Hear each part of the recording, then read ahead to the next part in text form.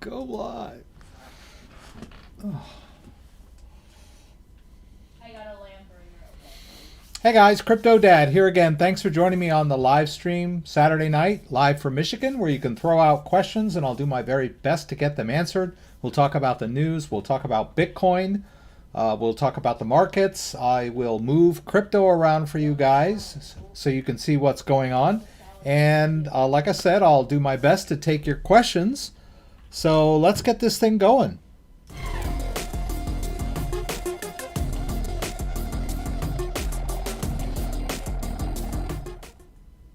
Okay, so here I am in front of the rig, in front of the monitor at my favorite place. Got my social distancing t-shirt on.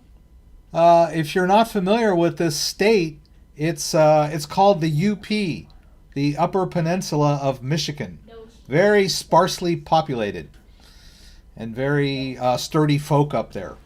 We went up there this summer to check it out. It was a pretty cool place. And I wanted to point this out. I got this cool clock from my dad for Christmas. As you can see, it's got binary numbers on here. Binary numbers are what computers use to count, because a computer only has, we've got 10 fingers, a computer only has 1, right? It's either, the bit is either on or off, right? And as you'll notice here, all the powers of 2 start a new digit, right? So there's 2, right? There's 4. And then over here we got, what is it, 8, right? Anyways, cool clock. The first one didn't work, so he sent me a new one. It's working just fine. I just need to get a nail and get it up on the wall. Once again, thanks for joining me, everybody. I'm going to pop out chat. There were quite a few people that were in the stream at the beginning, and I did my best to answer questions early on. I'm going to move right into the news, and then I'll get to questions that I haven't covered yet. So once again, I'd like to thank everyone for joining. Wow, a lot of people. Salen, thanks for joining early. Treadtree, Salter Cross, Buddy Love, back again. Thank you, buddy. Nathaniel, W. New, Dave D. Again, thank you, Dave, as always. Thanks for being back again. Rogerine, Michael Bath, Scott Lee, of course, Scott, a long-time viewer. Thank you. And ADF, and Diatom Ranger. Thank you, guys. Before I get too far into it, I'd like to point out, in the description down below this video, there are some goodies that you can check out. My affiliate links that help me and support my channel. There's a Ledger affiliate link, and there's a Crypto.com affiliate link. Crypto.com being an iOS-based cryptocurrency exchange. You can download the app and buy and sell cryptocurrencies. You can buy crypto with your debit card, your credit card, or your bank account, whatever floats your boat, right on your phone. Pretty cool. And then you even get this nifty MCO Visa card if you choose, if you'll stake CRO for them. And if you stake a card, you'll get a $25 bonus when you do that. It's pretty cool. I got a link for Trezor, a link for Coinbase. I've been getting a lot of friends that are signing up for Coinbase, must be newcomers. I thank you all. We're each getting $10 every time that happens, so that's cool.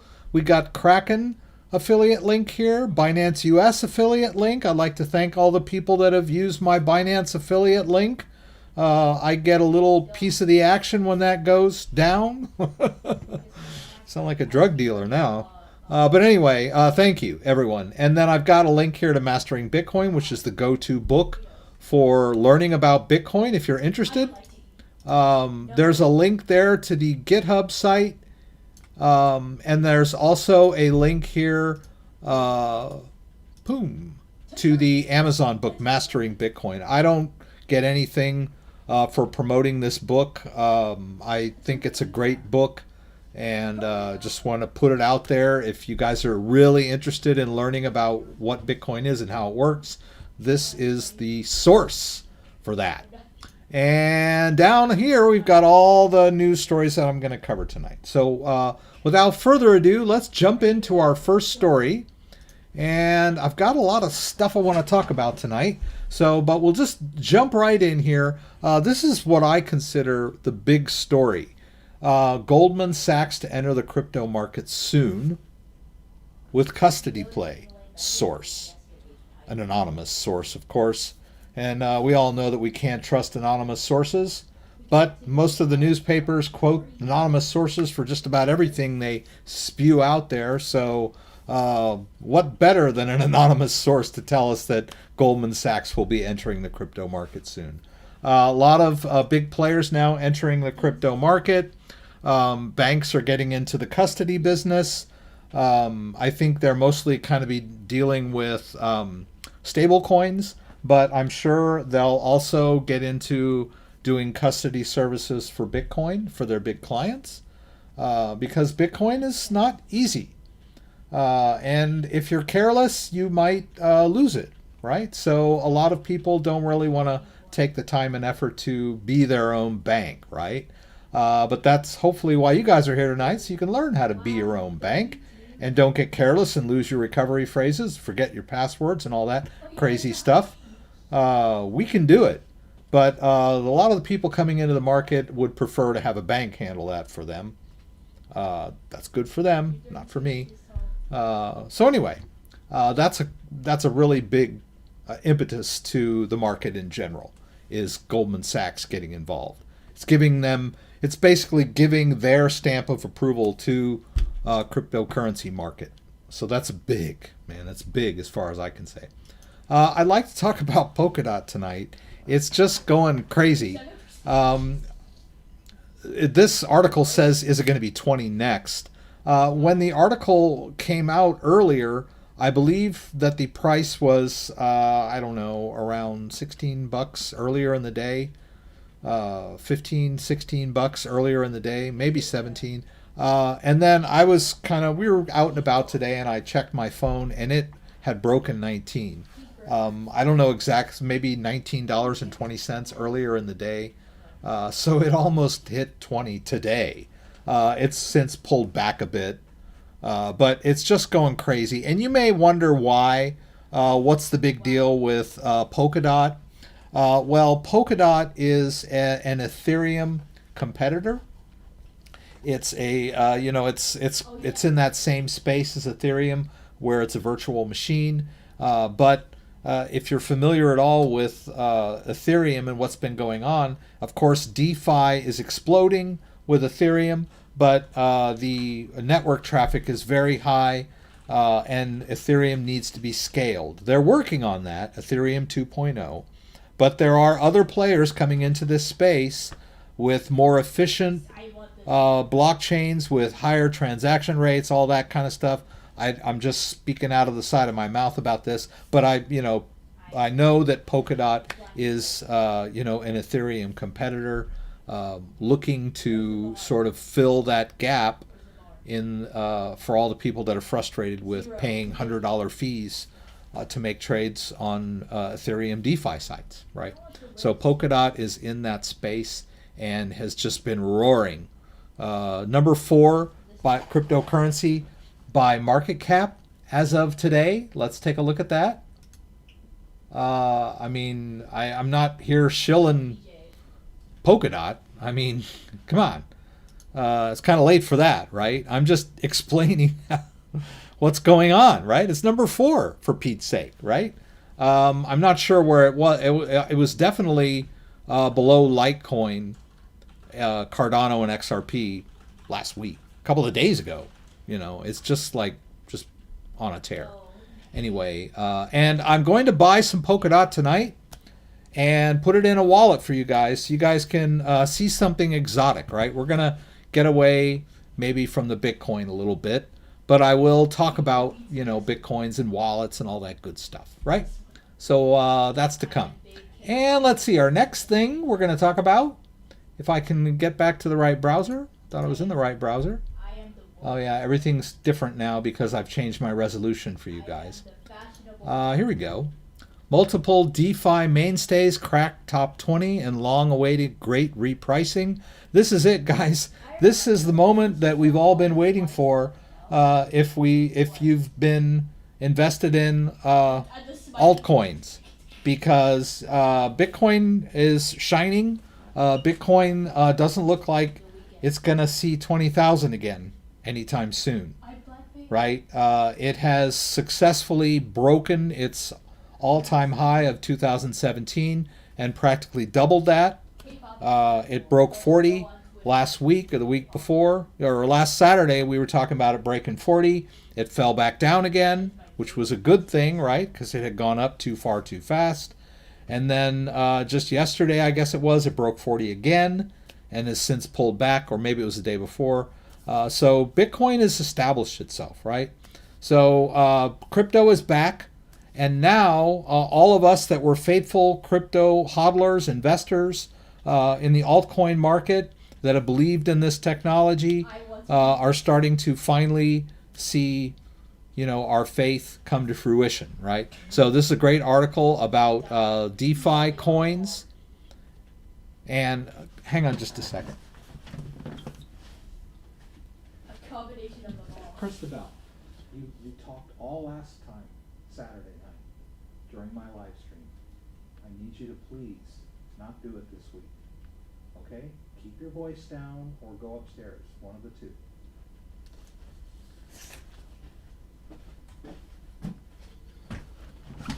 Oh. Okay, guys, sorry about that. These are the coins that I don't own, Aave and Synthetics, that have broken the top 20. We can take a look at those. I guess I closed that. Let's see where we are here. Let's go back here. What were we looking at? Agave, I guess it's in the top something. Okay, now Agave's 18. And what was the other one? Synthetics.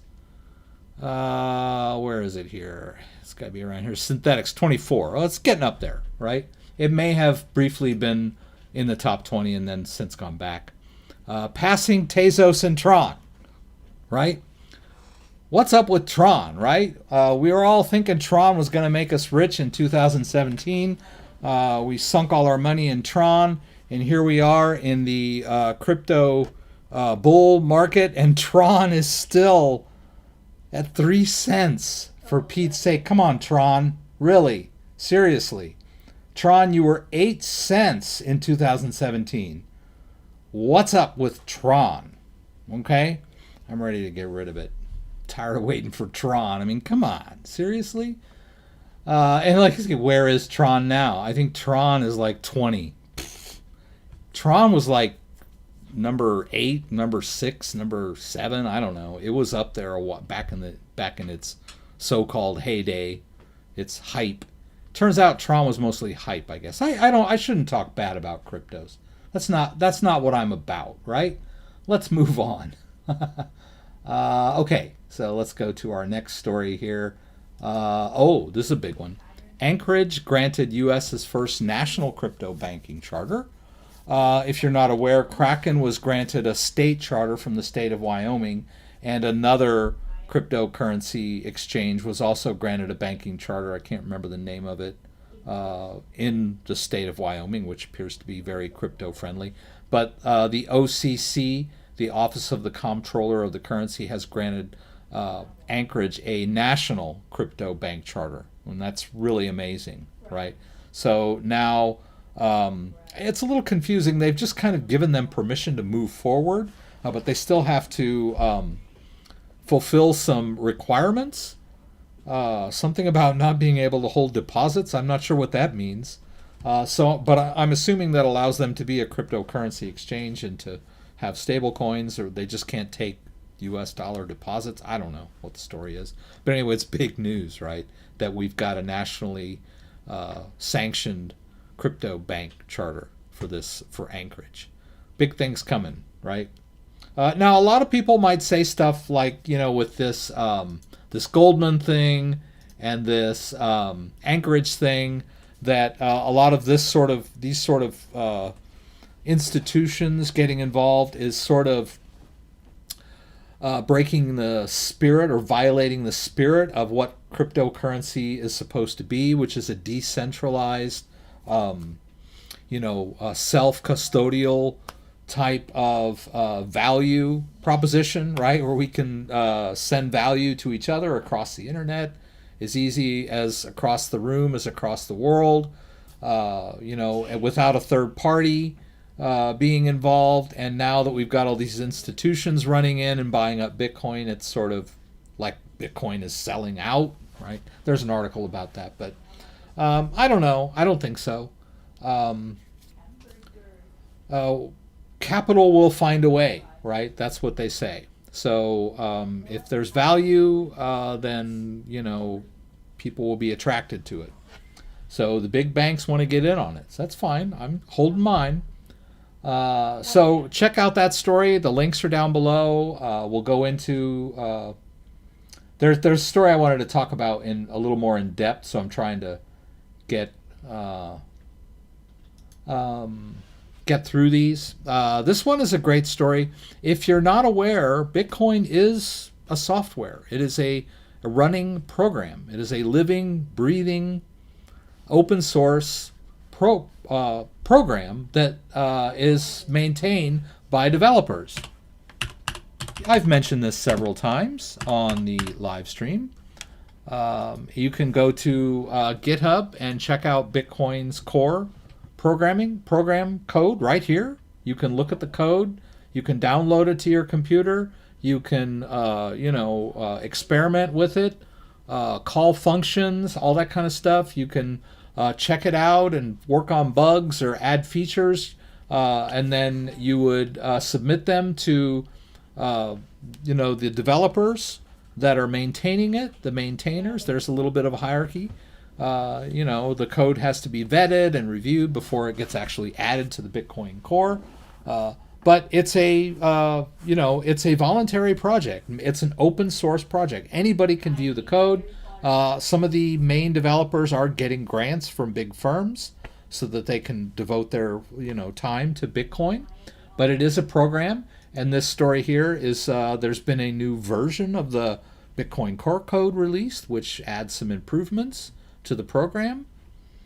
I don't think there's anything we have to do, right? It's just sort of, it runs, and this Bitcoin will be upgraded, and all the nodes will that are all around the world will sync up to the new version of the blockchain.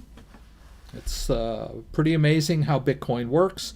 Decentralized program that runs on multiple machines. So I know that's a bit technical, but I thought you might be interested in this little story here. They've added some new features, some new privacy features, a new sandbox for doing testing, bug fixes a little bit, but very interesting, right? You might want to check this story out. Now we'll check out this story right here, which I believe is, where is it? You're kidding me. Golden Precious. This isn't the one I'm... okay. Alright, I'll find it. Let's see here. I'm just going to have to go to Zero Hedge because that's where the original article was. If I can find it. Come on, Rex. It's in here somewhere, right? Aha, here we go. Zero Hedge is a kind of a amalgamation website where a lot of different articles get culled from different websites and whatnot. I didn't know about this original, and I'm pretty sure I put a link to this down in the description below, if I recall. Yeah, right here, the Zero Hedge link, right? So you can link to this story. I didn't know about the original link. It might have been like one of these paid sites or anything. So anyway, I wanted to go through this story here where it's comparing Bitcoin to gold. And it's kind of a double-sided title, right? Why comparisons between Bitcoin and gold are absurd, right? And I'll give you a little spoiler alert. This guy is pro gold, not so pro Bitcoin, right? He's sort of like, Bitcoin, you're okay, but you're not gold, right? Now, you could also look at this title in the same sense if you're a Bitcoin person. I can't say it, right? Bitcoin is Bitcoin. Gold, but, Bitcoin is great, but gold is, it's not Bitcoin, right? So the comparison is absurd, right? Even from either side of the fence, right? So I'd like to kind of go through some of these. Bitcoin has indeed proven himself to be a more enduring asset than many predicted, right? It's survived 3 bubbles, so to speak. We're still in the so-called third bubble, if that's what you want to call it, but it looks like it's here to stay, right? Bubbles withstanding, right? And then, he's like, okay, I understand, in this climate and this environment with, COVID and with the Fed pumping money into the economy and the government giving helicopter money away, that, we're looking at inflation. So I can understand why people would want, to go to an alternate asset, right? But, his point really is why, it's Bitcoin is not it, right? These arguments for holding a diversified portfolio, such as gold, are okay, but Bitcoin is not guaranteed to hold value, right? All right, so this is a common argument against Bitcoin. Smart guy, I got nothing against gold per se, but I'm going to give you some reasons why gold is not what the end all of everything, right? So I'm going to play devil's advocate here. And then we see from the massive 20% slide on Sunday and Monday, right? People, every time Bitcoin goes down, people like jump on it, like, that stick their boot on its neck. Every time. Do you realize how far Bitcoin went up in 2020?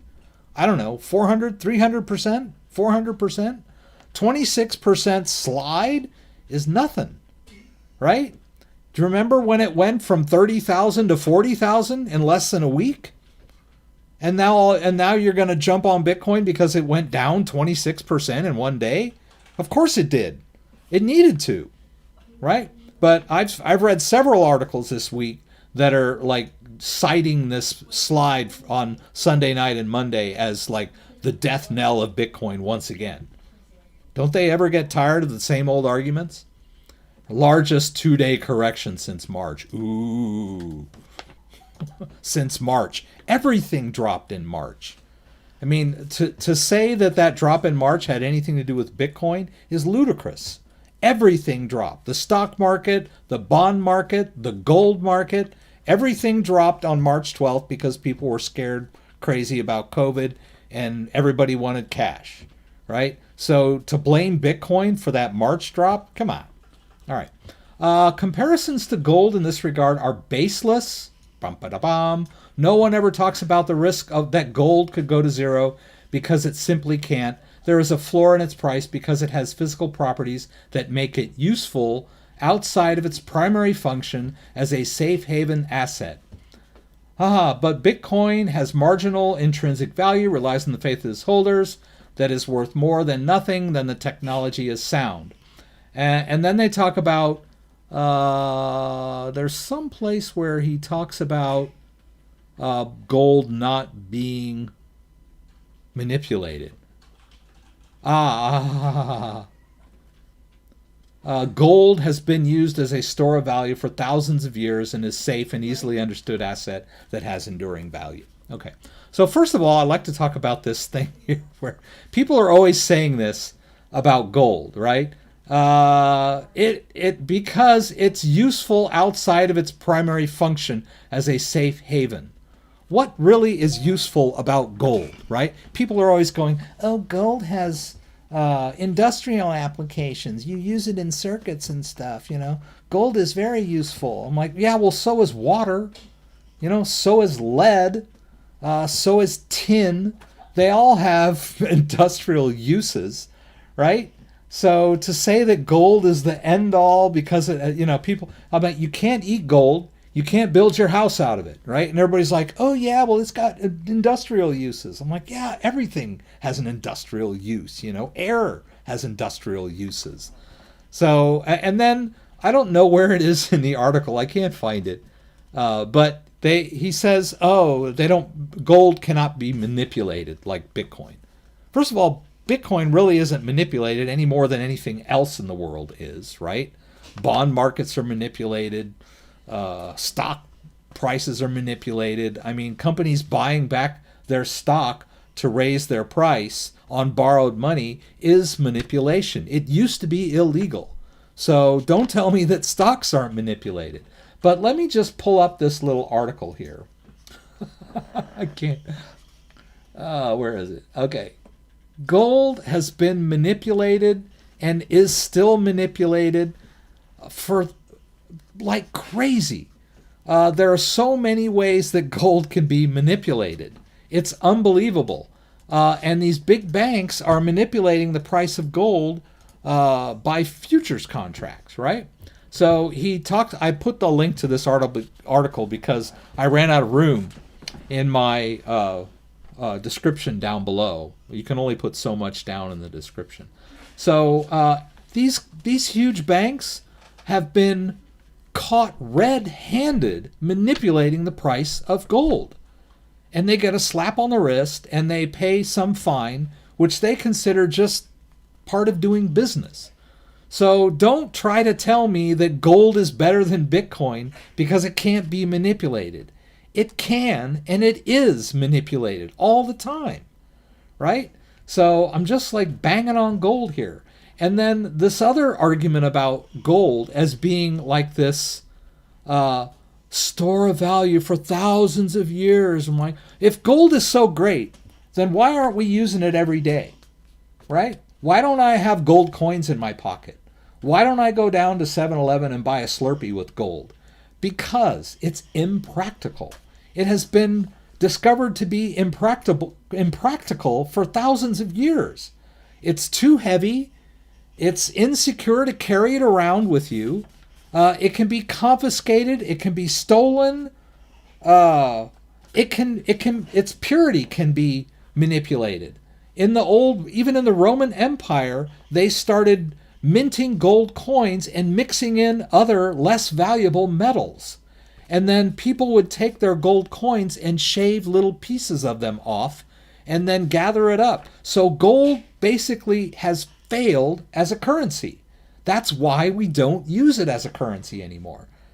You know, people would had all this gold, they would take it to a gold vault, right? And they'd put it in the gold vault and they'd get a little piece of paper saying that, you know, you have X amount of gold in this place. And then the people would never go back to get their gold. They just started trading their gold certificates because gold is totally impractical. It's not good to be used as money, right? Store of value, okay, maybe, right? Because we just think it's valuable.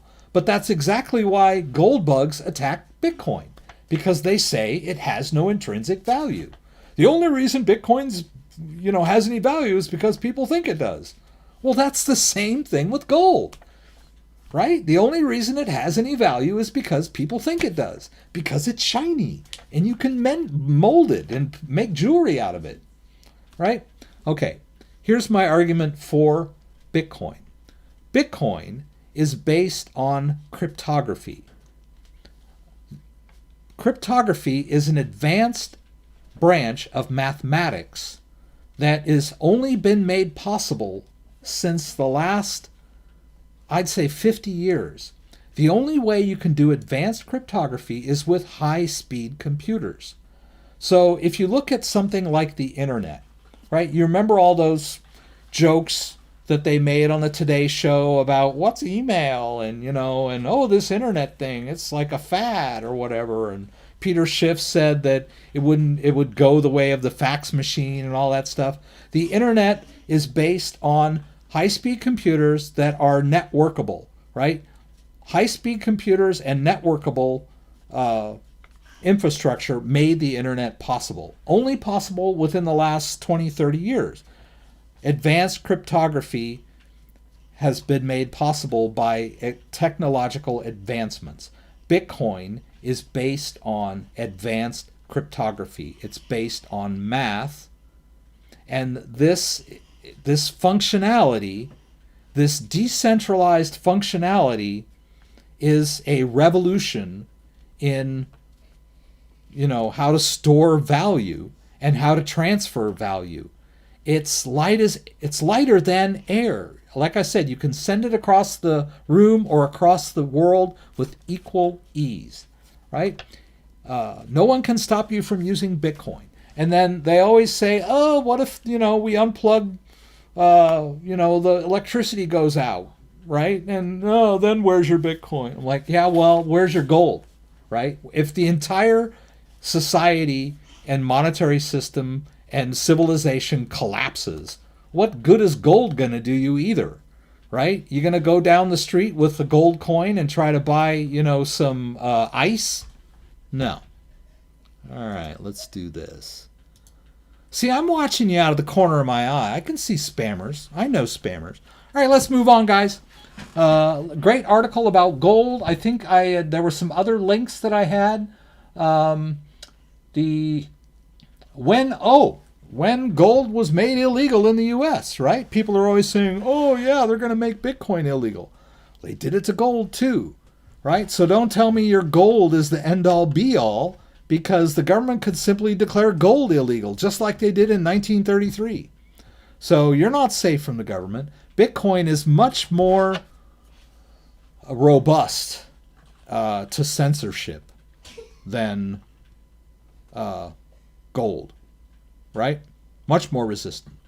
And I don't think that the powers that be are going to want to pull the plug on the entire world just to stop Bitcoin, right? It would not be in their best interest, right? How are they going to get their chai lattes if, there's no Starbucks left, right? So in order to disable Bitcoin, you basically have to unplug the entire world. Is that really a thing? Are you really worried about that? Because all the Bitcoin bashers seem to be. Like, oh, just unplug. When the world gets unplugged, where's Bitcoin going to be? I'm like, where are you going to be? Right? You're going to need toothpaste and shampoo to trade for food and water, right? Or whatever, the vice versa, right? Bitcoin, neither gold nor Bitcoin nor paper dollars are going to do you much good if the entire world gets unplugged.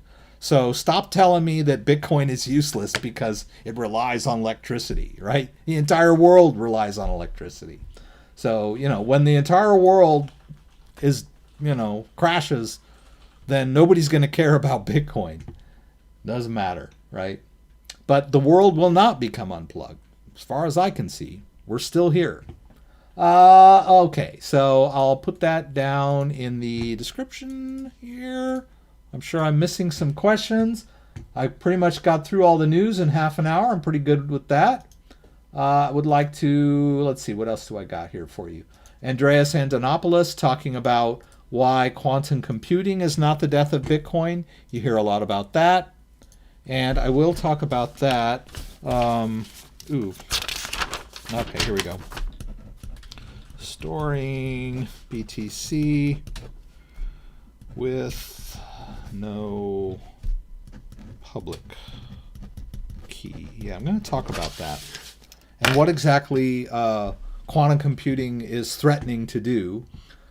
He mentions here that if someone has the power to break has to break all encryption, they probably won't tip their hand just to screw with Bitcoin, right? They'll probably keep it a secret so that they can check the communications of their enemies. That's one argument against quantum. And then there are also quantum resistant algorithms, right? And so Bitcoin can be upgraded to resist quantum computing attacks, right? And then I'm going to explain one way to prevent any kind of algorithmic attack on your Bitcoin. All right? So we'll talk about that a little bit. It's pretty straightforward. Let's check this one. Yeah, I think I have another article about Bitcoin being quantum resistant you guys can check out. Sorry about all these, but like I said, I couldn't fit them all in the description. I probably have to go through and weed out some of my stuff. And then this is a subject near and dear to my heart, comparing dexes. The decentralized exchanges like Uniswap and SushiSwap on the Ethereum network are exploding with popularity, but so are fees and wait times, right? The Binance Smart Chain, as in comparison, is faster and cheaper than the Ethereum system, right? And you've seen me talk about Binance Smart Chain like PanCake Swap, Bakery Swap, and a couple others, and how to configure your MetaMask wallet for the Binance Smart Chain. We'll probably, if I have time, we'll do a little bit of that tonight too. All right, so the first thing I want to do is buy a little DOT for you guys, and I'll show you how to store it. Whoops. All right, so let's take a look here. So we'll just go on to crypto.com. This doesn't look right. Let me try this again. Yeah, it's just, it wasn't sharing the entire phone properly.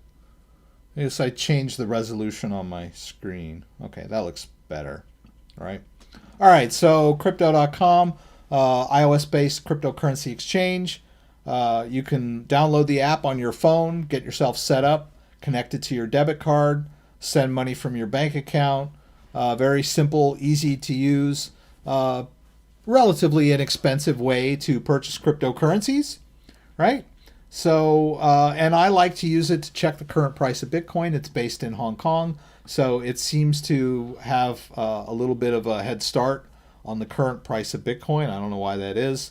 Maybe because Hong Kong is like a day ahead of us or whatever, but they seem to, when I want the most current price of Bitcoin, I'll check this. So here we are, 36,569. Bitcoin has been kind of in a holding pattern over the last few days. Like I said, Sunday and Monday of this week, it was down, flirting with falling below 30, which it did not, as far as I know, maybe on a few exchanges, but then quickly recovered by Wednesday, back up to 40. Now it's down a little bit, but still doing very well, right? Cardano is 35, Polkadot 1861. Just amazing what's going on with the altcoins. So let's buy a little Polkadot, right? So let's hit trade. We'll hit buy. And I'm going to choose Polkadot, Polkadot new. And I'm not going to buy 25 Polkadot.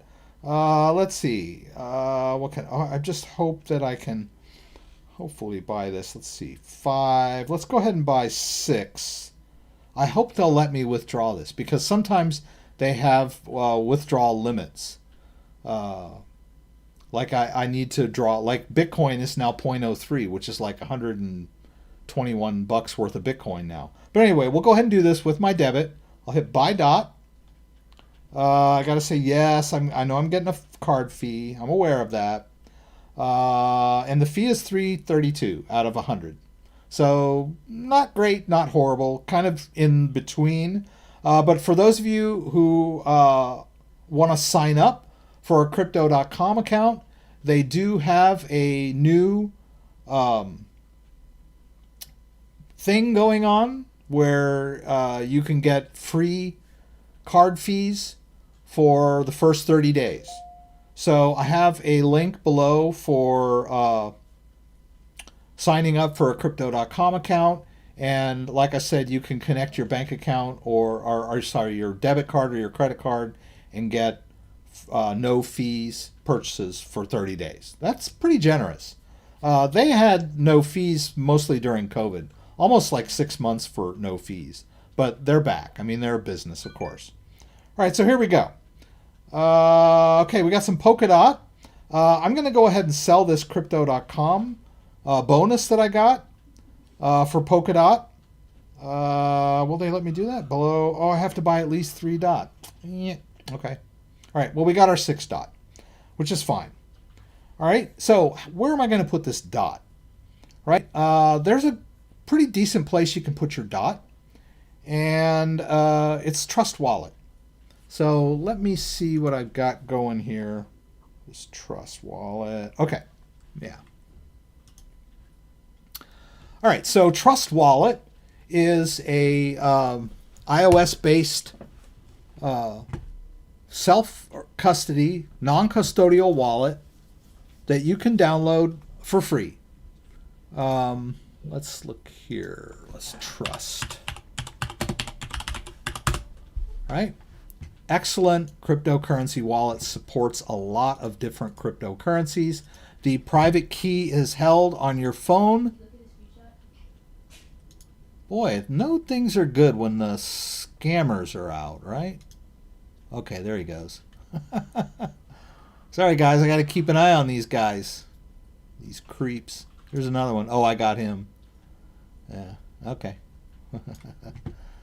Yeah, a little maintenance, right? All right, so you can go download Trust Wallet. Now, the cool thing about Trust Wallet is that it's real handy on your phone, right? And that it supports a lot of different cryptocurrencies, and it's non-custodial, which means that when you set it up, they're going to give you a passphrase, a 12-word passphrase to write down and store in a safe place. So if you lose your phone, you can restore the wallet, right? So it's and the private key is stored on your device, right? It's not like one of these hot wallets out there, right? You control the private keys of this wallet. So well, let's put some DOT in here. Well, how do we do that? So we'll just go up here to the little settings in the top right corner, and I'm going to search for DOT, D-O-T. There it is, POLKADOT. I'm just going to enable POLKADOT. We'll hit cancel now and go back. I don't know why it's cancel. Should say done. But there it is. Now I've got DOT. All right, so let's hit DOT and do a receive. And I am going to hit copy here for the DOT address. Now let's go back to our crypto.com. Let's go to our POLKADOT. And we want to transfer this into our Trust Wallet. Notice how I'm doing all this on my phone. I don't want to leave it on crypto.com because crypto.com is a cryptocurrency exchange. They're holding that DOT coin on my behalf, right? I do not fully possess that DOT. They're holding it on my behalf just like a bank holds my money, right? So I want to hold this DOT on my own. I want to be my own bank and hold my own DOT. So I'm going to withdraw it from my cryptocurrency exchange and put it in my own wallet. So we're going to hit withdraw, and then I'm going to choose external wallet, and I'm going to hit the plus because I have never withdrawn to this wallet before. So I need to add, come on baby, there it goes. Add what I call whitelist this address, right? Now I'm going to just tap paste, right? Because I copied that DOT address into my clipboard, right? I'm going to call this one, what was this? Oh, it was BNB token, but I'm just going to call it Trust 2 because I have two different Trust wallets with some DOT in there. Right, so we'll hit that. And then I need my two-factor authentication, my Google Authenticator code. I'm going to let this one expire because they refresh every 10, 15 seconds. I'm going to tap on that code. It copies into the clipboard of my phone. I'll slide back over to crypto.com and hit paste, continue. Right, and then they're going to send me an email to my Gmail.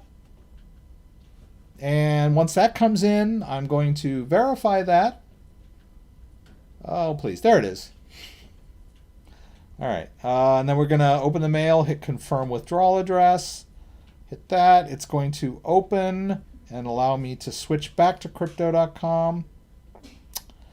And then I've got a jingle with it to get it to show up. And there it is. Okay, Trust 2. We're going to hit withdraw DOT. Right? We're going to tap that little field there to edit. And then down below, there's a button that says withdraw. All 6. I'll hit withdraw. And they're okay with that. They're going to charge me 0.1 DOT. It's kind of steep, I guess. 1/10 of a DOT. Couple bucks.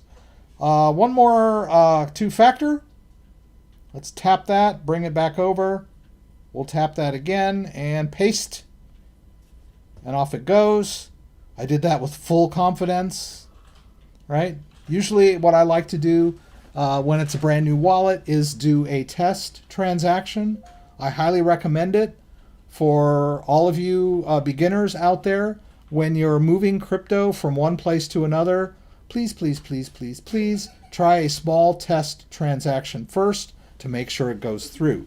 If you did something wrong, you sent it to the wrong type of address, something of that nature, then you'll have only lost a small amount. I hear a lot of hard luck stories about people that have, like, I don't know, let's just, for example, say they've got like 500 or 5,000 ADA, right? It's not ADA usually, it's other types of cryptocurrencies that have similar addresses, like say Theta or something like that. They withdraw it from their exchange to what they think is the right wallet, and then it just like disappears. It's gone, right? Because they sent it to an improper address when they should have sent it to the right address, right? But they sent the entire their mother load in one fell swoop, first try, right? Oh man, like, dude, you should have sent like a piece of it first to make sure it was going to work. All right, so we're going to have to wait a little bit for that, and then we'll see that come in. And so there we go. I bought some DOT, the hot currency right now, and I stored it in my own wallet, the Trust wallet. Both of those look like they were just moving it from one place to another on my phone. But like I said, Crypto.com is an exchange. Your currency is stored on their exchange. And the only thing they give you in return is a promise to give it to you if you withdraw it, right? Just like a bank, right? When I put money in the bank, they don't take my money and put it in a little box that says Rex on it, right? They use that money for whatever they want. They can lend it out to somebody else. They can buy stocks with it. They can buy credit default swaps with it. Whatever they do with my money. It's not really my money anymore. The only thing the bank gives me in exchange for my money is a promise to pay me when I ask for it. And that promise is only as good as, you know, if the bank stays in business, right? Banks fail. Sometimes I'm in a hurry and I need my money, and there's a long line at the ATM, right? Where the heck's my money? Sometimes I go to the bank and maybe the IRS seized all my money, right? You never know. So holding it in your own hand is much better. And like cash, if I put cash in my mattress, someone could break in and steal my cash, right? But nobody's breaking into my house and stealing my crypto because they need, they need my PIN. There's certain things they need from me in order to gain access to that. It's much better hidden than cash, right? It's hidden by my own knowledge, right? And sneaking into my house and stealing something when I'm not around is one thing. Sneaking into my house and putting a gun to my head is a completely different thing, in that most common criminals are not willing to go that far. Who knows? Maybe. We'll see. Right? But it's more secure than sticking money in your mattress. All right, guys. We're going to wait for that to come in. And let's see. I want to talk a little bit about Ledger Live and how it works.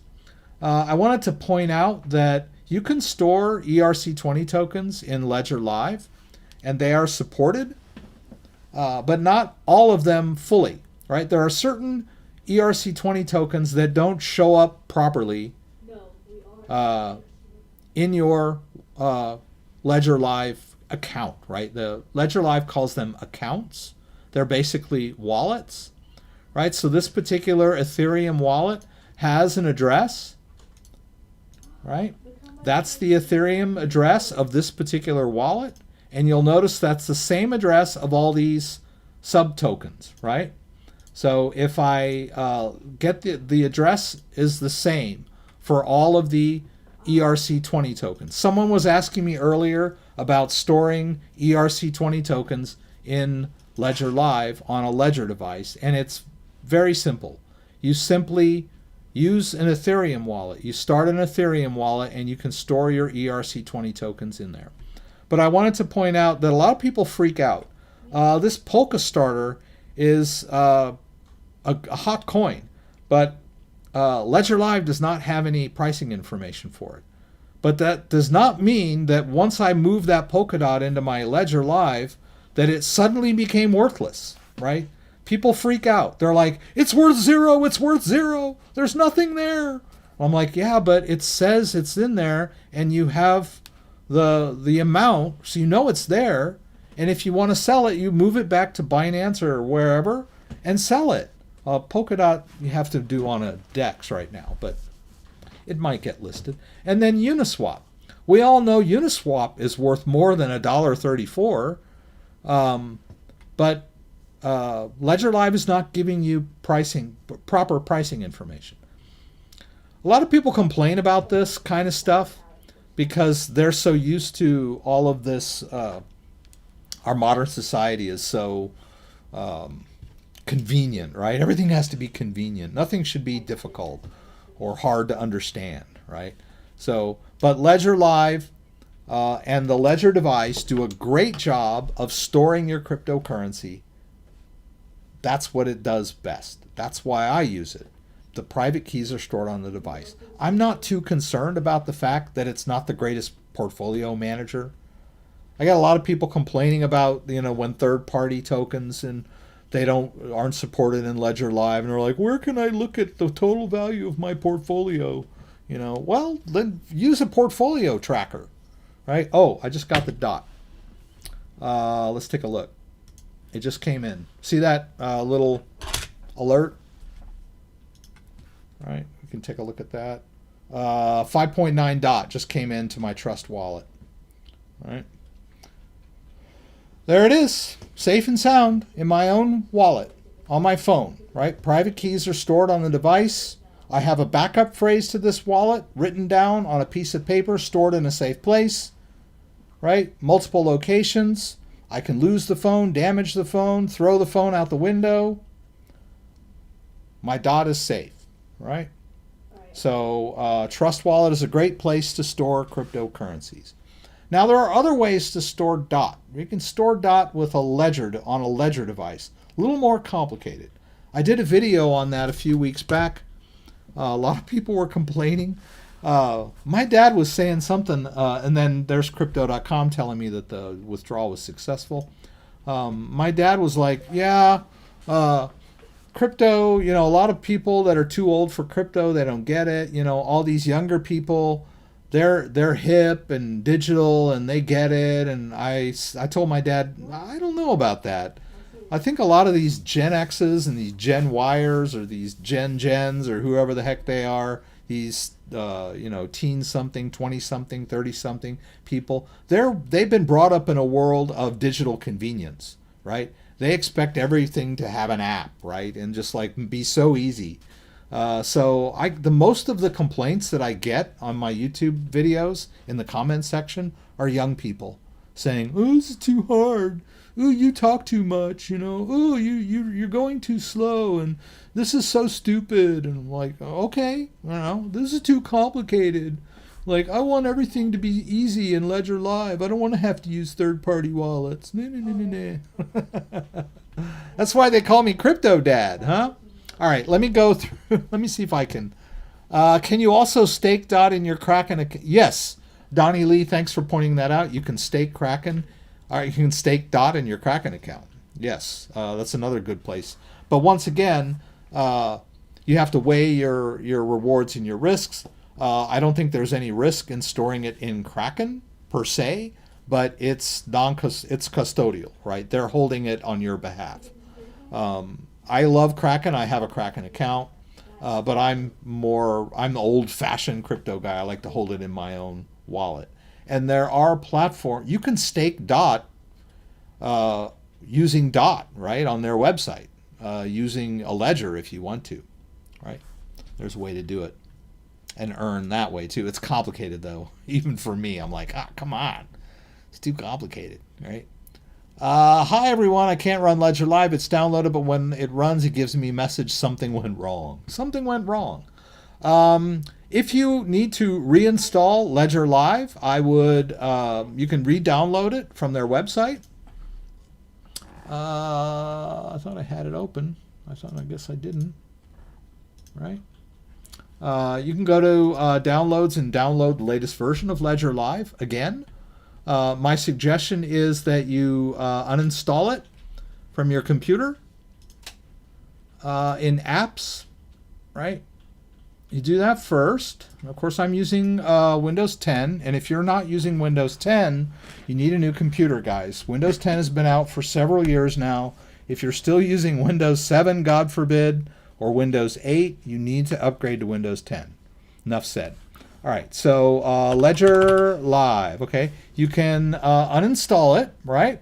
But you're going to need to get rid of the preferences file to do a clean install, right? So you can do that by going to your C drive, right? And then go to users, and then go to your name, and then go to your app data folder, which is a hidden folder. If it's not showing, you can go to view, options, view, show hidden files, folders, and drives, right? Okay, once you are viewing the app data folder, you go in there into roaming and go to the Ledger Live folder. You'd want to just delete this folder. That's all the preferences and all the wallets and all the accounts for Ledger Live. Don't do this unless it's an emergency, right? Like the Amir said that he's getting the something went wrong when he tries to launch Ledger Live. Now he may be getting that when he's trying to send crypto or check addresses. So sometimes when people tell me things, I'm not sure. Maybe his Ledger Live is running fine, but he's getting that something went wrong when he tries to send or receive crypto. In that case, then try a different USB port. Try a nice reboot on your computer. Make sure you're using the right Ledger device. If you're using the wrong Ledger device when you check something, it will tell you something went wrong. So if you have more than one Ledger, make sure that you're using the right one for that account, right? They're account specific. And barring that, you could also try a different cable if you're having problems connecting your Ledger, right? Yes. JP Morgan, Scott, not Roman Deep State. Sorry about that. That was funny, Scott. Sorry to ask, but was XRP talked of? Also because surely people will buy it when BTC all bought. I didn't talk about XRP. I did hear or saw a headline that it was being delisted from yet another exchange, I believe Kraken. You know, it was down to 20 cents. It has since gone back up to around 30. I'm not a huge fan, never have been, of XRP. It's not really a pure cryptocurrency. It's not decentralized, really. It's owned or controlled by a single company. But it does have its uses, and a lot of people swear by it, and it's still pretty high in the list of market cap. But no, I didn't talk about it tonight. Schiff hates Bitcoin. He's heavily invested in gold. There was a spammer. Your tutorial on how to brave sync had a QR code that contains all your passwords and emails. Okay, that's interesting. I did not know that. He's probably just spamming me. I thought I got rid of that guy. Well, I don't think so. Although, if I did that like 2 years ago, so if it contained all of that, then I'm sure it probably would have been drained by now, wouldn't it? Stop spamming, dude. Hey, well, it's the value of precious metals, blah, blah, blah. I'm not a spammer troll, thank you. Well, more or less BTC is gold. Cash is basically online, yes. Huff, don't click. Arg, Huffington Post. Sorry. Sometimes I just Google looking for something to support my claims, and it turned up being Huffington Post. Is it too late to buy Bitcoin? Question. I'm not a financial advisor, but I don't think it's ever a bad time to buy Bitcoin. People were asking me that in 2018 and 2019. I remember on this live stream, people were saying, Rex, should I buy Bitcoin or should I wait for it to go down? And I remember saying anything under 10,000 is a bargain, right? That was then, this is now. But some words of wisdom. don't spend money on Bitcoin that you can't afford to lose, and be mentally prepared to lose your entire investment, right? That is the attitude you need to take for Bitcoin. Sure, I believe in the long-term viability and future of cryptocurrencies and Bitcoin, but I could be wrong, right? I would say Bitcoin is a long-term strategy, so don't jump into Bitcoin thinking that you're going to be a trader, right? That's especially if you're an amateur. I believe the article, wherever it went, where was that damn article? Huh. I must have closed it.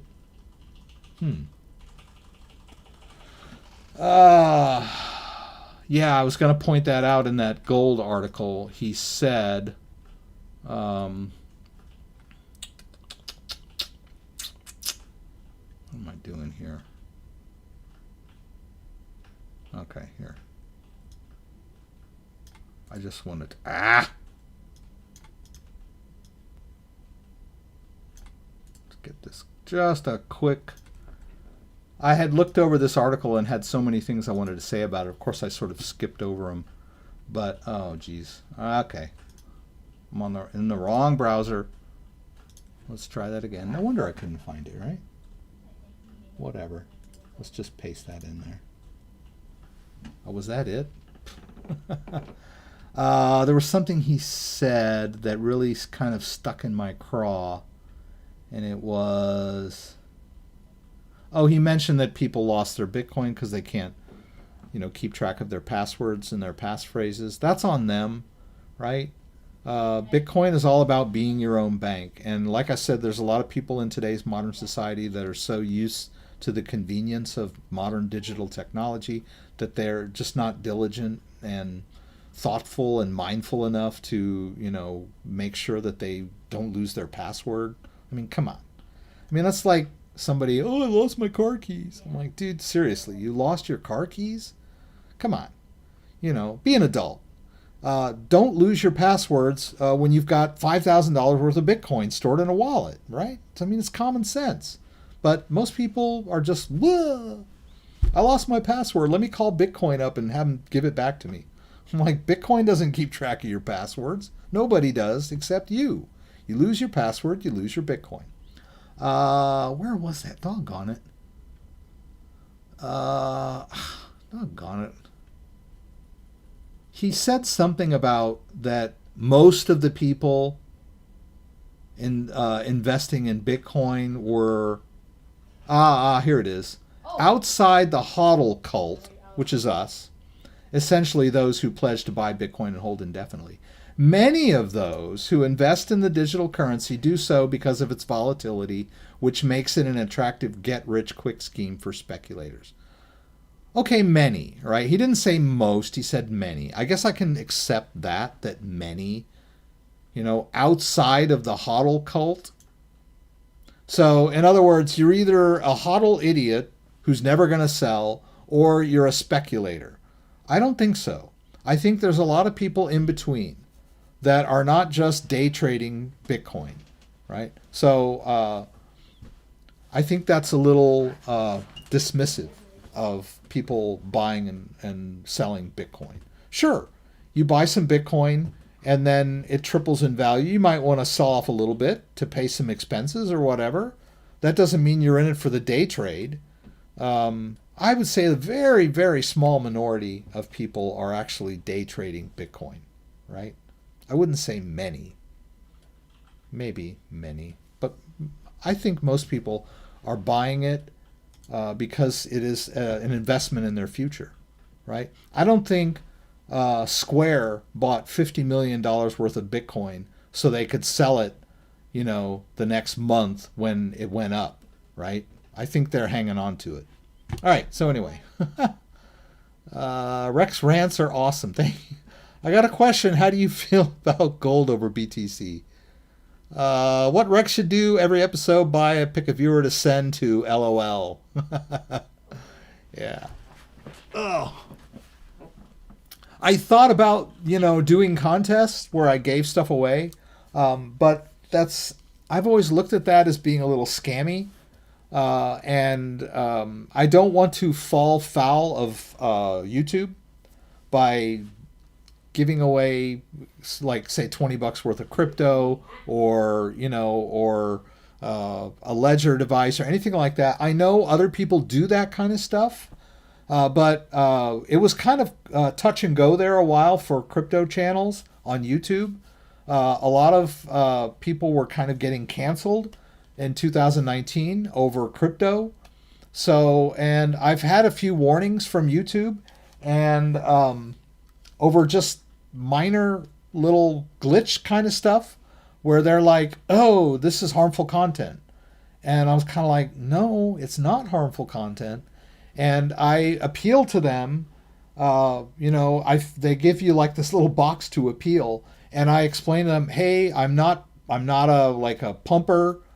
I'm not an investment guy. I'm just a tutorial educational channel for crypto. And this link you're talking about is not harmful content, blah, blah, blah. And I think that's happened to me a couple of times. And both times, or the couple of times that it happened, they were like, the next day the warning had disappeared with no explanation from them. Right? So that's why I don't do the scammy, I'll give you $20 worth of crypto, or I'll give you a ledger. I don't want to have any sense of impropriety on this channel, but I will help you guys with your questions. That's for sure. I shorted my ETH from 9 to 12 today, looking at 12,000 to buy back in. This is realistic thoughts. I'm not a shorter, and I'm not a leverager purchaser. I would not recommend that if you're a beginner. If you know what you're doing, I'm not your dad, right? So if you want to leverage yourself and do short contracts and all that great stuff, that's on you. But whenever Bitcoin has these massive swings, it is the people that are leveraged that get liquidated, and they lose everything, right? It's not the hodlers. Right? If you buy Bitcoin and you put it in your wallet and it goes up or it goes down, you're fine. You haven't lost anything unless you decide you want to sell some, right?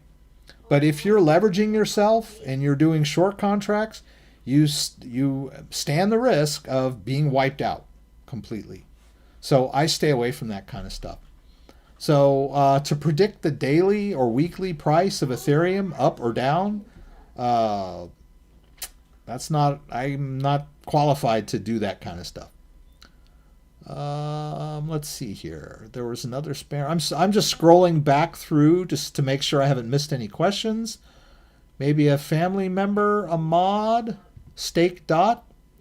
Yeah, we can stake dot in. Actually, you might be able to stake it in. No, you can't stake dot in. Trust Wallet, but there are things you can stake in Trust Wallet, but not DOT. Amir wants me to help him. I thought I helped you. I had answered your question earlier about your Ledger Live, so hopefully that'll work. If you need a step-by-step, Amir, I have a video here. Let's see, Ledger. Come on, what's this? Ledger install. There we go.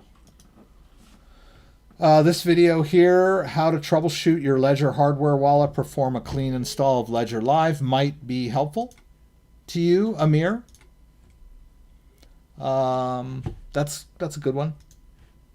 For those of you who are having issues, I show you how to do that clean install. A lot of Indians, LOL. What do you need, Amir? What do you need, Amir? Yeah, 13 kills. Try reposting your issue when Rex takes questions later. Oh, if I'm missing your questions, which I do, then please, please, please put them in the comments down below. All right, all you got to do is let's go back to our ongoing thing here. We'll go over here. Steve and Dave. All right, we'll pause that. This is our live stream. You scroll down to the very bottom and you post a comment. Unfortunately, I have found over the several years that I've been doing this live stream is that when I go through my live stream the next day, and for instance, if I saw Charlie Brown's post the next day, I have no way of contacting him if his post is here in the chat window. They have no mechanism for me to reply to a person after the time the live stream is over, right? And it's been very frustrating for me because I was kind of like, man, I'm sorry I missed their question. I wish I could like get back to them, but I can't, right? So the only way I can respond to your questions after the fact is for you to go down to the comment section and leave me a comment question. I always go through those the next day. All right. So don't freak out if I'm not answering your questions. Let me show you that real quick in Trust because I just mentioned it. If you're using Trust Wallet, they have this little tab up at the top that says Finance, where there are several cryptocurrencies that you can stake from within Trust Wallet. Pretty good. I think what's going on is technically that you are depositing them on Binance, if I'm not mistaken, because Trust Wallet is owned by Binance. There are a couple of cryptos that are like that, like Kava. Kava has a way to deposit in a smart contract and stake, but technically it's being converted on the back end by Binance, right? Binance is the largest cryptocurrency exchange out there, but they do a lot more than just being an exchange. They have like their own blockchain, the Binance chain, and they have two blockchains. They have the Binance chain and they have the Binance Smart Chain. And so a lot of cryptocurrency staking mechanisms or DEX mechanisms like sit on top of the Binance blockchain. And so they're in effect, it's almost as if you're depositing them on Binance. But I'm not sure. I think when you do it here in Trust Wallet, it's like a smart contract, right? And you can stake it, and then of course you don't have access to it, but you are earning rewards, right? You can't withdraw it, but you're earning rewards. And then if you decide you want to unstake, I think all of these require some waiting period, like 21-day waiting period to, until it becomes actually available in your wallet again. So keep that in mind when you're staking. If you want to stake a coin, there are a lot of ways to do it, but always be aware of what the requirements are when you unstake, right? Even in Ledger Live, there are ways to stake coins, but you have to be aware that when you decide, like I believe Tezos, you can stake Tezos within your Ledger Live, but in order to unstake it or undelegate it, I believe there's a waiting period. I'm not sure about Tezos. I think you can just undo it right away. But like Cosmos, if you stake Cosmos in your Ledger Live, then there is like a 21-day waiting period to unstake it, right? So always be aware of that kind of stuff. They always tell you that from the beginning, right? Nobody likes being locked out of their crypto, right? It's like someone telling you, hey, you can't touch your, like you go to reach into your wallet to pay for, your snacks at the 7-Eleven, and like someone goes, oh, I'm sorry, your wallet is locked for 2-3 more days, right? You can't open your wallet. It's like really frustrating to be separated from something you own, right? So always look at those requirements for staking. I believe like if you stake on Kraken or Binance Exchange, that you can unstake, I think, instantaneously, if I'm not mistaken. So it is pretty convenient to stake on the big exchanges, but you're not holding your crypto when you do that, right? You're actually giving it to them. You're trusting them with your crypto. Cardano, yay Cardano. Oh, someone had mentioned earlier about, And I wanted to just point this out. I'll go ahead and let this launch while we're talking. But you can now use your Ledger device with Cardano. I'm sorry, with Daedalus Wallet. Daedalus Wallet has been around for a while. I'm going to enter my PIN here.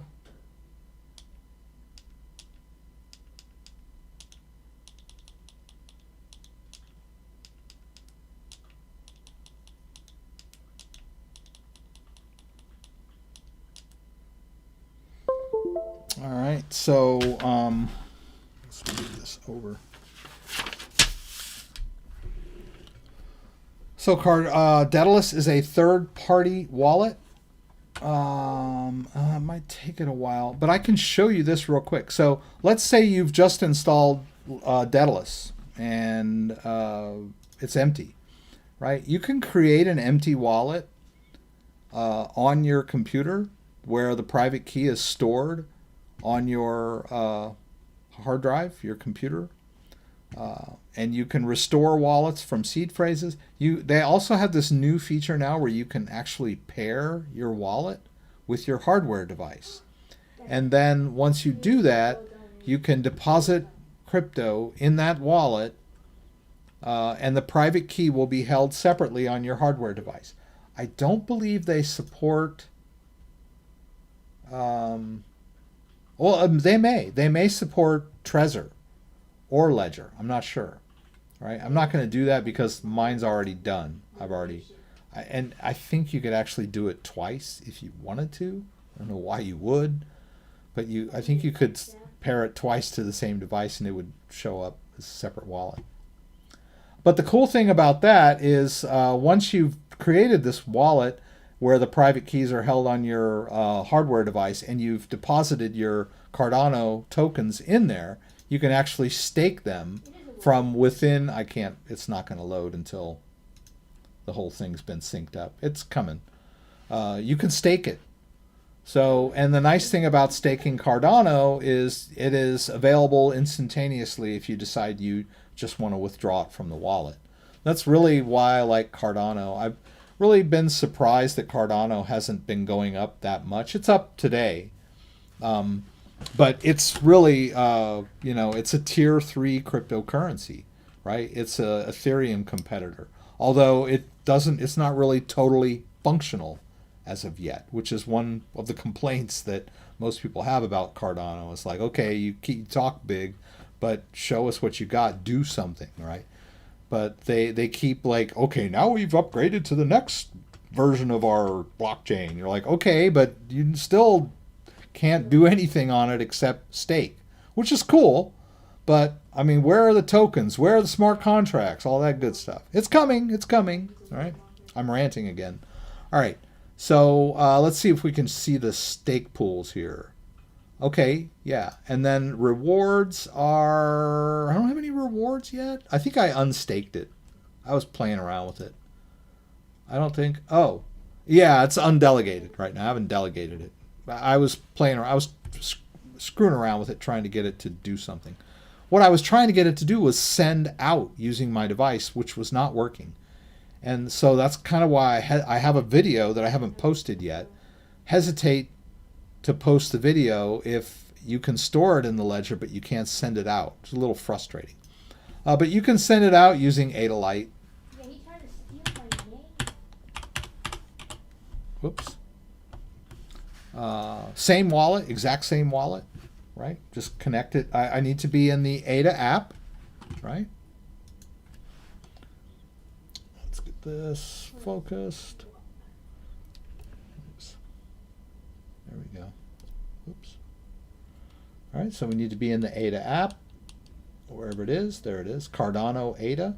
We hit both buttons. All right, now I can go in here to hardware. Unlock with Ledger, and notice on my device it says confirm export of public keys, which is fine. And it's going to make me do this twice, actually, for some bizarre reason. Oh, it didn't this time for some reason. God, go figure. Let's close. All right, so there's the ADA. You'll notice it's the same balance, right? I'm looking at the exact same wallet from two different interfaces, both third party. Cannot see ADA in Ledger Live. There is no account support for Cardano, right? And all the Gen Xers are complaining, why can't I use Ledger Live to see every crypto in existence? Because you just can't, okay? Live with it, right? There's nothing wrong with using a third-party interface. You're still storing your private keys on your device. But you can access this wallet that I'm looking at here, and I was unable to send crypto out. It just wouldn't communicate with my device, but I was able to do it here. So, but I don't want to like recommend, like do a standalone video about how to, you know, set this up and then have people complaining that their Cardano is stuck in this wallet, right? It's kind of messed up. So I'm waiting for them to fix that issue. Other people apparently are able to do it, but I don't know what combination of circumstances I have. I tried different cables, tried, you know, whatever. But so I got other things to do than to worry about it, right? All right, so let's see what else. Oh, I wanted to talk about this. I don't have any Bitcoin to mess around with right now.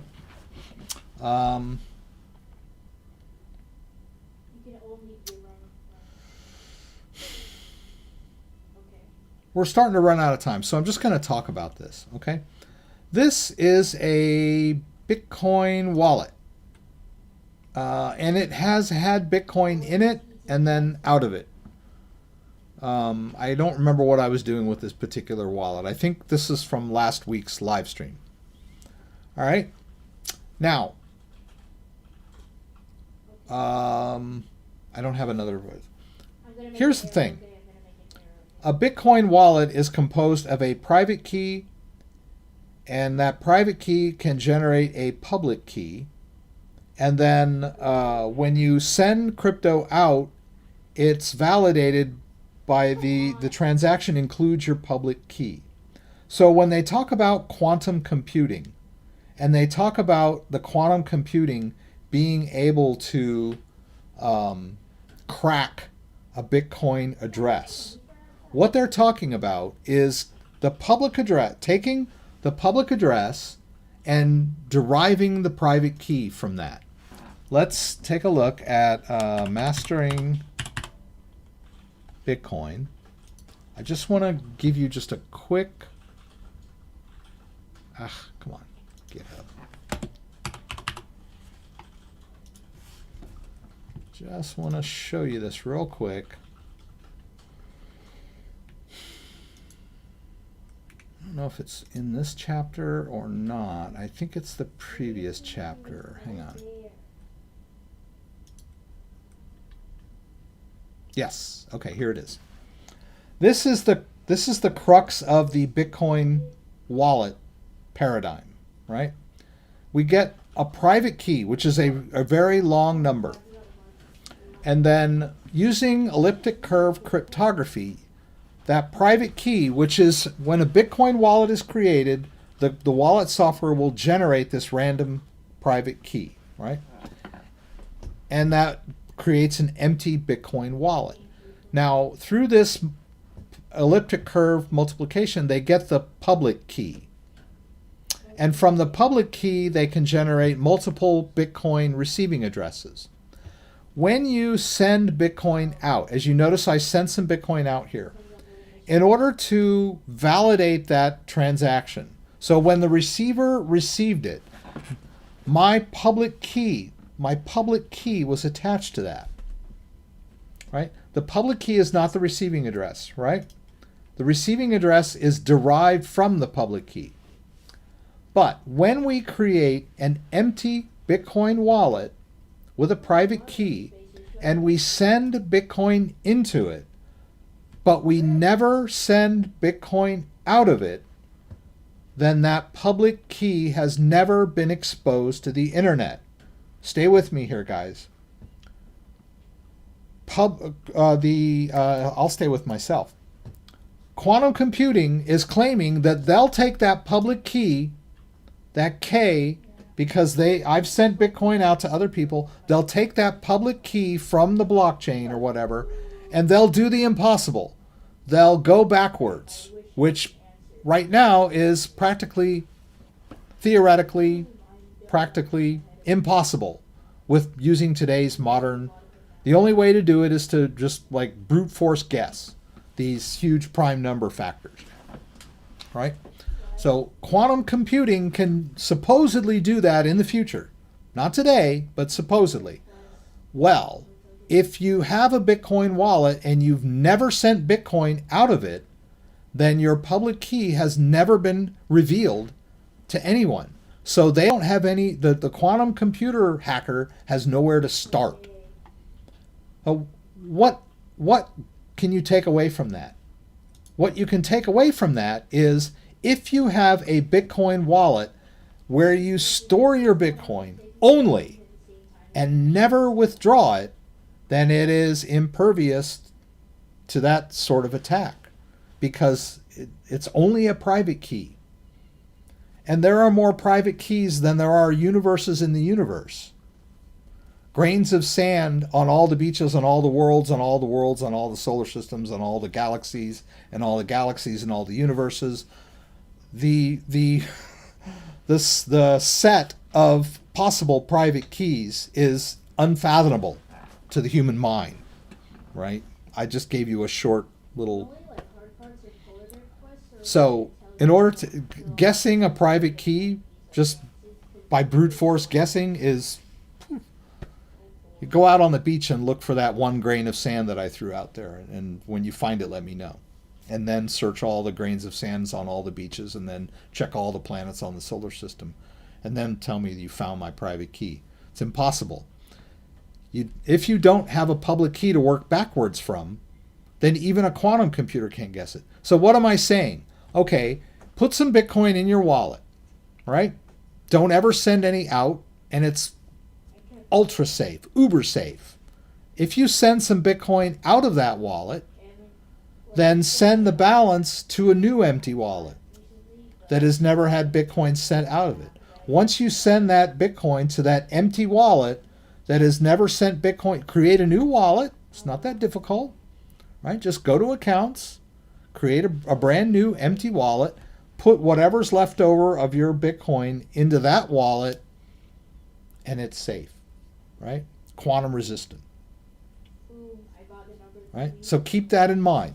If you've got a Bitcoin, and you can see some of my Bitcoin accounts are living, breathing Bitcoin accounts. Let's see if I can find one here.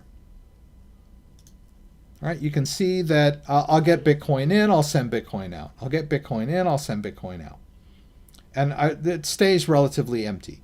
But even though new Bitcoin might come into it, so the public key has been exposed because a Bitcoin has gone in and out. What you want to do is have one account, Bitcoin wallet, whatever it is. In Ledger Live, it's a wallet, or we call them accounts. But you could do that with any Bitcoin-based wallet. Only put create a brand new, fresh, empty wallet, put Bitcoin in there, and never take it out. And if you do take it out, then move whatever's left over into another empty Bitcoin wallet. I hope you guys were able to follow that. But I wanted to talk about that. This is a great way to keep your Bitcoin safe. Always put whatever you got that you want to hold for a long time in an empty wallet, and don't ever move Bitcoin out of that wallet. Therefore, the public key will never be exposed to the blockchain or the internet or anybody or anything. Oh, Scott, I hope you have a good night. Thanks for joining again. I would never type my wallet or seed phrase on a computer keyboard. Yes, good policy, right? When you're setting up a wallet and you get that 24-word recovery phrase, the best practice is to write it down on a piece of paper. If you feel like you need to write, type it into a text field, for convenience sake, keep that text document with your seed phrase on a flash drive separate from your computer. Or better yet, in a locked safe. Or better yet, on an encrypted flash drive in a locked safe, right? But there are hackers and malware that can watch your keystrokes or monitor your clipboard. So the best practice for total safety of your 24-word recovery phrase is pen and paper, and keep it in a safe place. Usually a couple of extra copies, right, somewhere else. All right. Let me see if there's any burning questions. I've been moving everything off. Fear Crew. I've been moving everything off the exchanges, but when the Bitcoin prices surged, I have to move them back to be able to trade. That is true. I think I've got some videos on selling your Bitcoin. Sell Bitcoin. I don't know. I guess I didn't. I did sell XRP. All right. I don't do a lot of sell Bitcoin videos, but this is a pretty good video. The concept is the same. Basically, you need to be adept at moving your Bitcoin back and forth from exchanges, right? In the same sense that you want to store your Bitcoin in your own wallet, be it a hardware wallet like a Ledger or a Trezor, or a desktop-based wallet like Exodus, or what's that other one? Atomic, or Trust Wallet on your phone. You need to also be adept at moving the crypto back to the exchange if you decide you need to sell it. Move it all or move some of it or whatever. You should practice moving your crypto back and forth. So this video explains how to move XRP from your Ledger device back to Coinbase, right? But the concept is the same. Cryptocurrencies are all fairly similar. The cryptocurrency addresses each crypto has its own format, but basically if you go to an exchange like Coinbase, let's do Coinbase here real quick. Let's get ourselves logged in. Well, that guy was telling me, let's go over here. That guy was telling me that there was a QR code that revealed all my passwords and all my emails. Still got me worried about that. Is that true? Is that just true? Do you do that? Does that? Let's get back into Coinbase.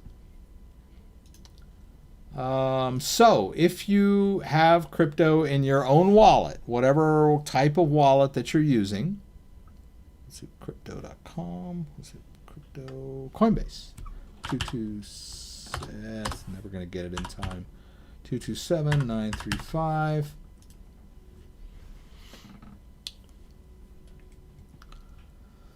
Okay, so basically there's send and receive up here, and okay, you want to receive, right? It's pretty easy. They've got OMG, you can do whatever. Let's do Bitcoin.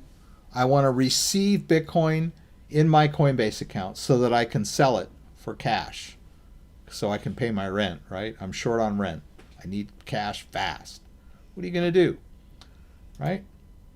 Preferably you want to do something like this in off hours. Don't do it at like 8 o'clock at night when everybody and their brother is on the internet. You might want to do it early in the morning before everyone else wakes up. Not saying that it won't work in peak times, but you want to like give yourself a break. But let's say that you are short on rent, right? Ask your landlord for a few more days and then wait for off-peak hour to move your Bitcoin over to Coinbase, right? So you simply copy this address into the clipboard of your computer. You go over to your Ledger Live. You go into one of your Bitcoin accounts that preferably has some Bitcoin in it, right? And then you send your Bitcoin to that address. It's pretty much, that's it, right? There are a few steps you need to go through, like, how much Bitcoin you're going to send, and then you need to sign the transaction, but that's it. And then you send the Bitcoin back to Coinbase. You wait a few minutes. after the Bitcoin comes into your account, you sell it for cash and then withdraw it to your bank account. It's not rocket science, but people need to be adept at doing that, right? Don't wait till the last minute when the landlord's banging on your door and you're trying to move your Bitcoin from your Ledger wallet into your Coinbase account so you can cash out. Don't wait till then, right? Practice a little bit, moving it back and forth so you're, right? It's like anything, right? It takes practice, right? You're going to run into war never having fired your rifle, right? You got to know how to load that rifle and clean it and all that good stuff so that when you need it, it's there, right? Don't wait till, you know, the enemy's jumping over the rampart, right? Same with Bitcoin. Don't wait to that desperate day when you're like, oh my God, Bitcoin's up 10 grand and I'm broke. I need my Bitcoin money right now. And then you're going to be stressed out and you're going to run into problems and you haven't logged into your account for a while and your passwords expire, whatever, right? Don't wait until the last minute to try to cash out of your Bitcoin and or any coin, Ethereum, XRP, whatever it happens to be, right? At least watch some of my videos on how to do it. Maybe try a little bit of, you know, on a regular basis. Maybe, you know, you got, you know, you're sitting on, you know, $5 grand worth of Bitcoin. Well, try moving 20 bucks of it into Coinbase just to practice. Keep yourself in practice. So when you really need it, you'll have a little practice under your belt. Yeah, I've already got most of it moved out, blah, blah, blah. You invest in Tesla, figures out the kinks of the building an electric car. Crypto is a baby, not user-friendly. I totally agree. It's getting better. Back when I got into crypto, back in 2013 and 14, I bought a little miner on eBay and was mining Bitcoin. I had no way that I knew of to buy Bitcoin. I was just mining it on my little rig. I think back then, that was after the Mt. Gox thing. So, I mean, finding a cryptocurrency exchange was not easy. I think I didn't actually buy Bitcoin at all until 2017, and I believe it was Coinbase where I actually, you know, set up an account on Coinbase and bought Bitcoin. And then Binance and then Bittrex. I learned how to do it. But there weren't very many fiat on-ramps back then. Now there's many ways to buy Bitcoin, right?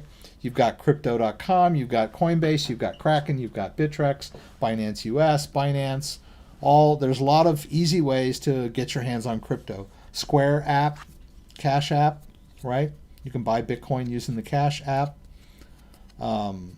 So it's much easier than it used to be, but it's still in its infancy. You kind of remember, I don't know if anybody does web pages, but you remember back in the day, back in the 90s and early 2000s, trying to create a web page was just like so tedious, right? And now, you know, you just a couple of clicks and you got your website up, right? Anybody can do it, right? The donut shop has a web page now. But back in the early 2000s, you had to really be adept at computers to do a web page. It'll be that way with crypto too. The next 10, 20 years, you know, it'll just be like, you know, click, drop and drag, right? Yeah. So yeah, it's still in its infancy, but if you want to get in on the ground floor, then you've got to like do a little, oh, someone's trying to spam again. Okay. Also, I should mention there's this guy, I don't know, or group that they go into my comment section and they pretend to be me and they pull that Telegram BS, right? They like put a Telegram address with spaces in between saying it's me. And they have my name and my icon, my picture. And they're like, every comment in there, they're replying as me, telling them to contact them on Telegram, right? Please don't do that. I would never ask you to contact me on Telegram. Never. I would never ask you to send me crypto. I would never ask you to buy a certain kind of crypto. I would never go, ooh, buy Tron token or whatever. Don't ever, right? The titles of my video are not go buy it. They're like how to buy it, right? It's totally up to you, right? So, but don't ever fall for a scammer who emails you claiming to be me, or a commenter claiming to reply as me, that tells you to go to their Telegram site or something stupid like that. Don't fall for it. I do my best. Like, there's a little thing called hide user from channel. Like, I can do that, but apparently they just keep doing it as a different, they get a new account and jump in and do it again. Spammers are, I don't know, it must be big business, because they just do not stop. They're relentless. Don't fall for them. YouTube could easily block comments with the same username as the channel, but they chose not to. Yeah, I would hope so, that they would, but they don't. It's stupid. Please speak about Mars Coin. They are speaking about voting, tracking, blockchain, can be influenced. I can't really like talk about coins that I don't know anything about. If it were a coin that I'd heard of, maybe, but don't come to me for that kind of advice, right? There are a lot of other YouTubers out there that, and then these, I can see on my phone that there's people spamming my YouTube channel with, wow, so-and-so recovered all my lost BTC, right? Please don't pay anybody to recover lost crypto. If you lost it, you lost it. And what they'll do is they'll ask you for your 24-word recovery phrase. They'll get it. They'll get your crypto, and then they'll never, it'll disappear. And then they've got your crypto and the money you paid them to be the hacker. Remember, all these guys are scammers. I'm raining on their parade tonight, right? Thoughts on Ethereum? Ethereum is number 2 crypto. A good investment in your future, I would say, but it may not be the king forever, right? But right now, it's undeniably the go-to crypto for DeFi. Oh my God. See how these people are just like relentless. Just unbelievable, right? And that same guy was spamming earlier, and I chose hide user from channel. And they just created a different account or came at me with a different account and started spamming again. It's unbelievable. You see, was that the same idiot? It's the same guy. How did he do it? I don't know. Yeah, I hid user from channel. I legitimately ticked you $5 and asked you about a coin and you ignore me. Okay, Merge and Shoulders. Please go down to the comments. Leave a comment. Like, I've got hundreds of people leaving me in the chat window. I missed it. I don't see your $5.